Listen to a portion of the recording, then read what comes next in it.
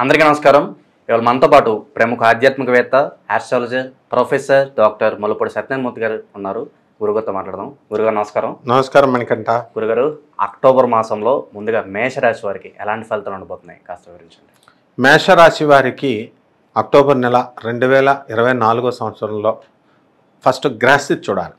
గ్రహస్థితి గురుడు వృషభ రాశిలో, కుజుడు ఈ యొక్క మిథున రాశి సంచారం, రవి బుధులు కేతువుతో మనకి కన్యారాశి సంచారము, అలాగే శుక్రుడు తుల, ఆ తర్వాత వృశ్చిక రాశి సంచారం, శని వక్రించి కుంభరాశిలో, గురుడు మనకి ఈ రాహువు ఏమో మీనరాశిలో ఉన్నాడు. దీన్ని బట్టి ఏంటంటే మేషరాశి వారికి ఫస్ట్ ఎవరు చూసినా ఆర్థికంగా ఏంటి అన్నది చూస్తారు. ఆర్థికంగా వీళ్ళకి ఏ విధమైనటువంటి ఇబ్బందులు లేవు. అలాగే చేస్తున్నటువంటి ఉద్యోగంలో నూతన ఆలోచనలు వస్తాయి, క్రియేటివిటీ, ఇన్నోవేషన్స్ ఇలా. అందుకని ఈ యొక్క మేషరాశి వాళ్ళంతా కూడా విదేశాలకి వెళ్ళాలి, లేకపోతే ఇతర రాష్ట్రాలకి వెళ్ళాలి, వేరే పెద్ద పెద్ద కంపెనీలోకి వెళ్ళాలి అనేటటువంటి ఆలోచనలు విస్తృతంగా వాళ్ళకి తెగొచ్చేస్తూ ఉంటాయి. అలాగే వాళ్ళకి దానికి తగ్గట్టుగా వీళ్ళకి ఇప్పుడు పితృపక్షాలు మొన్నే జరిగినాయి కాబట్టి ఎవరైతే పితృపక్షాలు చేయలేదో అటువంటి వాళ్ళకి వాళ్ళ పితృదేవతలందరూ వీళ్ళకి వరుసలో కల్లోకి వస్తూ ఉంటారనమాట. కాబట్టి ఈ పితృదేవతల కంటే కూడా పితృదేవతలు చాలా శక్తివంతులు కాబట్టి వీళ్ళని ఆశీర్వదించి చేసినటువంటి వాళ్ళకి శ్రాద్ధకర్మలు అవనివ్వండి, తర్పణాలు అవనివ్వండి, ఇవన్నీ కూడా వాళ్ళకి ఖచ్చితంగా ఈ యొక్క మేషరాశి వారికి ప్రమోషన్స్ రావడం జరుగుతుంది. అంతేకాకుండా మనకి ఇక్కడ ఉన్నటువంటి శుక్రుడు పొజిషను స్వక్షేత్రగతుడైనటువంటి ఆ యొక్క శుక్రుడు మళ్ళీ మనకి బుధ శుక్రులు ఇద్దరూ కలిసి ఇంకా బోర్డర్లోకి వచ్చామన్నమాట. అక్కడ వృశ్చిక రాశిలో కూడా సంచారం ఉంది. దీన్ని బట్టి ఏంటంటే వీళ్ళకి మోకాళ్ళ నొప్పులు రావడం, ఆ తర్వాత స్త్రీ అంటే ఈ శుక్రుడు ఎప్పుడైతే ఈ వృశ్చిక రాశిలోకి వస్తాడో వీళ్ళకి ఏంటంటే love affairs, extra marital affairs ఇలాంటివన్నీ కూడా ఆటోమేటిక్గా వీళ్ళు వద్దనుకున్న తగులుతూ ఉంటాయి అన్నమాట. మరి కలిసి వచ్చే అంశమేనా అవన్నీ? అంటే వీళ్ళకి ప్రతి ఒక్కడు కలిసి రావాలి అని కోరుకుంటారు. అవతల వాళ్ళు కూడా వచ్చేవాళ్ళు వీళ్ళ నుంచి కలిసి రావాలని వాళ్ళు అనుకుంటారు కదా. కాబట్టి ఈ యొక్క కలిసి రావడం ఏమిటి, అసలు వీళ్ళు కుబేర్లు అయిపోతారనమాట ఈ యొక్క మేషరాశి వారికి. అయితే కష్టపడాలి.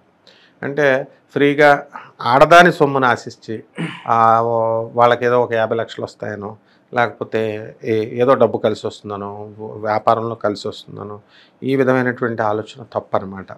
అంటే వాళ్ళ భార్య సలహాల వల్ల వీళ్ళు చాలా గొప్పవాళ్ళు అయిపోవచ్చు, వాళ్ళ తల్లిగారి సలహా వల్ల వీళ్ళు చాలా గొప్పవాళ్ళు అయిపోవచ్చు, వాళ్ళ అక్కా చెల్లెళ్ళు వీళ్ళు ఇతనికి ఏమైనా సహాయం చేయొచ్చు. ఆ విధంగా ఈ రూపంలో కానీ, లేకపోతే ఈ యొక్క కుజుడు ఎప్పుడైతే మనకి ఈ డౌన్ అయిపోయి శుక్రుడు ఎప్పుడైతే మనకి కొంచెం వృశ్చిక రాశిలోకి వస్తాడో వద్దన్నా సరే వీళ్ళకి ఆలోచన అంతా కూడా దేవుడి ముందు కూర్చున్నా కూడా వీళ్ళకి వ్యభిచారం వైపే మనసు వెళ్ళిపోతూ ఉంటుంది. అందుకనే చాలామంది ప్రవక్తలంతా కూడా దేవుడి ముందు కూర్చున్నప్పుడు మాకు చెడ్డ ఆలోచనలు వస్తున్నాయండి అని చెప్తూ ఉంటారు. ఆ చెడ్డ అన్నది చెప్పడానికి ఆలో సిగ్గుపడతారు, ఆన్సర్ చెప్పడానికి ఏళ్ళు సిగ్గుపడతారు. కాబట్టి కొద్దిగా అన్నా సరే సిగ్గుసరం ఉండాలి. కాబట్టి ఓకే, అది మెయింటైన్ చేయడం మంచిదే. కానీ ఈ యొక్క మేషరాశి వారికి చాలా బ్రహ్మాండంగా ఉంది. ఇక ట్రాన్స్ఫర్లు ఉంటాయి. ట్రాన్స్ఫర్లు కూడా వాళ్ళు కోరుకున్న చోట్లకి వచ్చేస్తాయి. చాలామంది డిపార్ట్మెంట్లో ఉన్నటువంటి వాళ్ళు కూడా ట్రాన్స్ఫర్స్ కోసం పాపం ఎదురు చూస్తూ ఉన్నారు. ఇక విద్యార్థులు అయితే ఇక తెగ కష్టపడుతున్నారనమాట. అండ్ దానికి తగ్గటువంటి మార్కులు కూడా వస్తున్నాయి. మరి చాలామంది పాపం పేద విద్యార్థులు ఉన్నారు, వాళ్ళకి స్కాలర్షిప్ రాకపోతే ప్రభుత్వం దిగి వచ్చి వాళ్ళకి ప్రభుత్వ కాలేజీల్లో వాళ్ళకి సీట్లు కౌన్సిలింగ్లో రావడం అంటే ప్రభుత్వ పరంగా వీళ్ళకి అంత లాభాలు జరిగినాయి అన్నమాట, జరుగుతాయి మిగతా వాళ్ళకు కూడా. కాబట్టి మేషరాశి వారు భయపడాల్సినటువంటి అవసరం లేదు. ఇకపోతే రైతులు మాత్రము వీళ్ళు సొంత కవిత్వాలు ఉపయోగించి వీళ్ళు ఏం చేస్తున్నారంటే సొంత పంటలు పండిస్తున్నారు. మరి ఇంకా అగ్రికల్చరల్ బీఎస్సీలు, అగ్రికల్చరల్ ఎంఎస్సీలు చేసిన వాళ్ళకి ప్రభుత్వం ఫ్రీగా ఇస్తుంది అగ్రికల్చర్ ఆఫీసర్కి జీతాలు. వాళ్ళని కన్సల్ట్ చేసుకుంటే తప్పే ఉంది, వీళ్ళు అది చేసుకోవాలి. ఏ రకం పంటలు వేసుకోవాలా, డ్రై ఫ్రూట్సా, కమర్షియల్ క్రాప్సా, వెజిటబుల్సా, అవి చూసి చక్కగా ఫారిన్ ఎక్స్పోర్ట్కి పంపించే విధంగా వీళ్ళు కనుక చేస్తే పంజాబ్, హర్యానా రైతులు ఎప్పుడు కూడా వాళ్ళు లాస్ కారు. బికాస్ ఎందుకంటే గవర్నమెంట్ని స్క్వీజ్ చేస్తారనమాట. ముస్లిమ్స్ను మనం అబ్జర్వ్ చేస్తే వాళ్ళు గవర్నమెంట్ ఇచ్చే ప్రతి సబ్సిడీల్లోనే వాళ్ళే ఉంటారు. రేషన్ కార్డుల్లో వాళ్ళే జనం ఎక్కువ. తర్వాత కోటా బియ్యం దగ్గర, తర్వాత గవర్నమెంట్ హాస్పిటల్స్ రోగాల దగ్గర కూడా వాళ్ళే ఎక్కువ ఉంటారు. అంటే ప్రభుత్వం ప్రతి స్కీమ్ని వాళ్ళు ఉపయోగించుకుంటారు. ఇంకా విచిత్రం ఏంటంటే మేషరాశి వాళ్ళు జైలుకి వెళ్ళిపోతారనమాట. ఆ జైలుకి వెళ్ళిపోయేటటువంటి ఆ సంఖ్యలో కూడా మనకి ముస్లిమ్స్ ఎక్కువ కనబడతారు విచిత్రంగా. అంటే గవర్నమెంట్ దేన్ని వదలరు. ఆ విధమైనటువంటి ఆలోచన విధానము ఈ మేషరాశి వారికి వస్తుంది. అయితే ఇక్కడున్నటువంటి కేతు ఏం చేస్తాడంటే వీళ్ళకి ఈ శుక్రుడితోనూ బుధుడితోనూ మనకి కలవడం జరుగుతుంది. ఆ తర్వాత ఆ యొక్క శుక్రుడు వృశ్చిక రాశికి జంప్ అవుతాడు. తులారాశికి వచ్చి తులారాశి నుంచి మనకి 1 నవంబర్ దగ్గరికి వచ్చేసరికి అలా వెళ్తూ ఉంటాడు.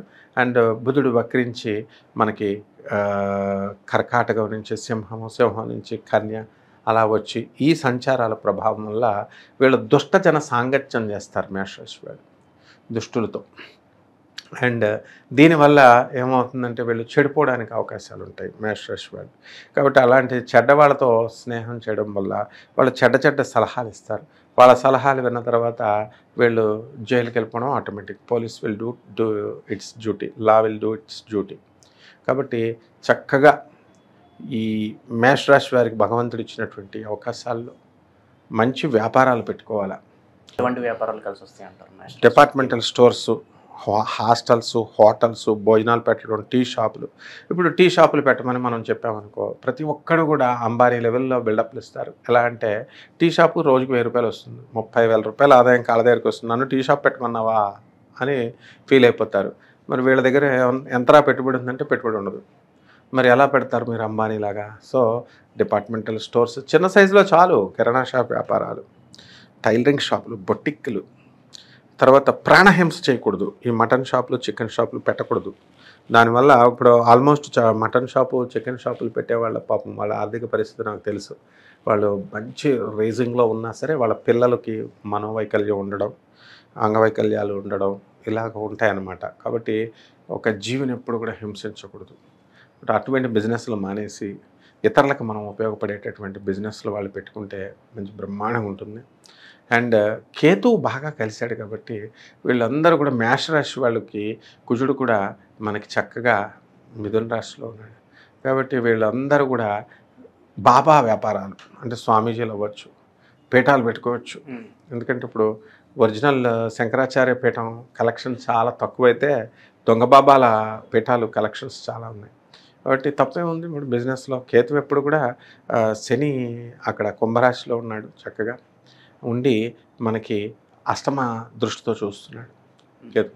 అంటే దొంగ సన్యాసుల బిజినెస్లు, దొంగ జ్యోతిష్కుల బిజినెస్లు, దొంగ వ్యాపారాలు, ఆధ్యాత్మిక దానికి సంబంధించి వీళ్ళకి కలిసి రావడానికి అవకాశాలు ఉంటాయి. అలాగే మేషరాశి వారి శత్రు నిర్మూలనం అనేది అయిపోతుంది. ఎవరు మిగలరు శత్రువులంతా కూడా వీళ్ళని వదిలేసి పారిపోవడం జరుగుతుంది అన్నమాట.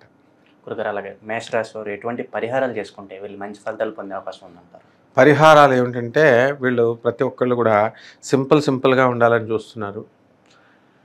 భక్తి శ్రద్ధతో చేయాలి. ఏది చేసినా సింపుల్ అయినా కఠినమైన.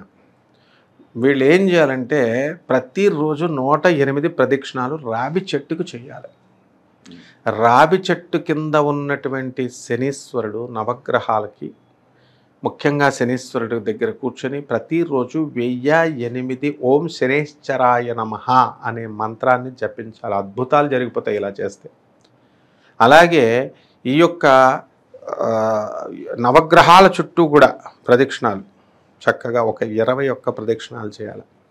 తైలాన్ని తీసుకొచ్చి శనీశ్వరుడికి వరం అన్నమాట. ఆంజనేయ స్వామి వారు ఇచ్చిన వరం ఏమని, ఆంజనేయ స్వామి వారు శనీశ్వరుని కుమ్మేస్తారనమాట. కుమ్మేస్తే అయ్యా నాకు నొప్పులు వస్తున్నాయి కొంచెం ఆయిల్ ఇమ్మని శనీశ్వరుడు అడిగితే కలియుగంలో లైఫ్ లాంగ్ మీకు భక్తులు నూనె వేస్తారు, నువ్వుల నూనె, నీ నొప్పులు పోతాయని ఆంజనేయ స్వామి వారు శనీశ్వరుడికి వరం ఇస్తారు. అందుకని నువ్వుల నూనెని శ్రద్ధగా చేయాలి. పంతులే వేయాలా అన్నది లేదు. ఓం శనైశ్చరాయ నమః అనేటటువంటి మంత్రంతో వేయాలి. అండ్ ఈ మన రెమెడీస్ ఇవన్నీ చూసిన తర్వాత యూట్యూబ్లో ఎక్కువ రెమెడీస్ చూసిన తర్వాత వీళ్ళు పాపం దాన ధర్మాలు చేయడం మానేశారు జనం. ఏమండి గురుగారు ఫ్రీగా ఏమైనా రెమెడీస్ ఉంటే చెప్పండి అని అడుగుతున్నారు. ఫ్రీగా ప్రతిదీ రాదు కదా. ఫలితం రావట్లేదని వాళ్ళు ఫీల్ అవుతున్నారు దాన ధర్మాల వల్ల. దాన ధర్మాల వల్ల కాదు, మామూలు ఈ రెమెడీస్ చేసేస్తున్నారు యూట్యూబ్లో రకరకాల రెమెడీస్ చేసేసి మరి పేదవాడికి చేయకపోతే ఎట్లా? ఇప్పుడు ఖచ్చితంగా మనుధర్మ శాస్త్రం ప్రకారం మనుస్మృతిలో చెప్పబడింది, దాని ప్రకారం 10% ఆఫ్ దేర్ శాలరీస్ని పేదవాళ్ళకి దానం చేయాలి వీళ్ళు. అటువంటి వాళ్ళకే ఈ రెమెడీస్ వర్కౌట్ అవుతాయి, అందులో మొహమాటమే లేదు. కాబట్టి 10% 1000 రూపాయలు జీతం అనుకో, అందులో 100 రూపాయలు, 10,000 జీతం అనుకో 1000 రూపాయలు కంపల్సరీ ఖర్చు పెట్టాలి. పేదవాళ్ళకి ఖర్చు పెట్టండి, ఎవరికి ఇవ్వని అవసరం లేదు. మీ చేత్తో చక్కగా ఫుడ్ బ్రెడ్ అన్నీ ఇవ్వండి. రిజల్ట్ కనుక ఫలితాలు కనుక రాకపోతే డైరెక్ట్ నాకు ఫోన్ చేయొచ్చు. ఈ విధమైన పరిహారాలు చేసుకుంటే చాలా అద్భుతంగా ఉంటుంది నాయన. అక్టోబర్ నెలలో మేషరాశి వారికి ఎలాంటి ఫలితాలు ఉంటాయి, అలాగే వీరు చేసుకోవాల్సిన పరిహారాలు తెలియజేసినందుకు ధన్యవాదాలు. ధన్యవాదాలు.